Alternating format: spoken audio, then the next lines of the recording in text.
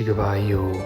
ကျွန်တော်တို့တွေတစ်ချိန်ပဲလာလို့ရတယ်။နေရာကြီးကြာသွားတဲ့အခါခမရတို့လည်းမရှိတော့ကျွန်တော်လည်းမရှိတော့အချစ်တွေအမုန်းတွေ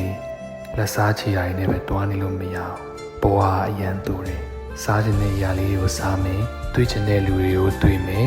ရမ်းလာတဲ့ရှုခင်းလေးတွေကိုကြည့်မယ်လူကြိုက်တဲ့အရာလေးတွေကိုလုပ်မယ်ဘဝဆိုတာဆိုရုပ်ချင်းတစ်ခုပဲအနာဂတ်ကမရှိပါဘူးအချိန်တန်ရင်ကျွန်တော်တို့တွေလက်လွတ်ကြရမှာပါပဲအေးချမ်းစွာဖြတ်တန်းပါပျော်ရွှင်စွာပြုံးပါ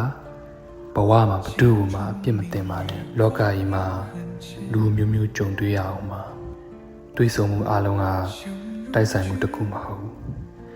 အနားလာတဲ့လူတွေကိုတန်ဖိုးထားပါထွက်သွားတဲ့လူတွေကိုလက်လွတ်လိုက်ပါကောင်းတဲ့လူကမင်းကိုပျော်ရွှင်စေမယ်ဆိုးတဲ့လူတွေကမင်းကိုရင့်ကျက်စေမယ်အဆိုးဆုံးလူတွေစီကမင်းကိုတင်ငန်းစာရစေမယ်ဘဝမှာဆုံးရှုံးရမှာမကြောက်ပါနဲ့မင်းဆုံးရှုံးခဲ့ရတဲ့အရာတွေဟာ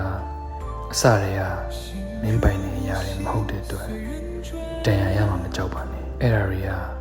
မင်းကိုပုံနာခြင်းစီလို့ပါပဲ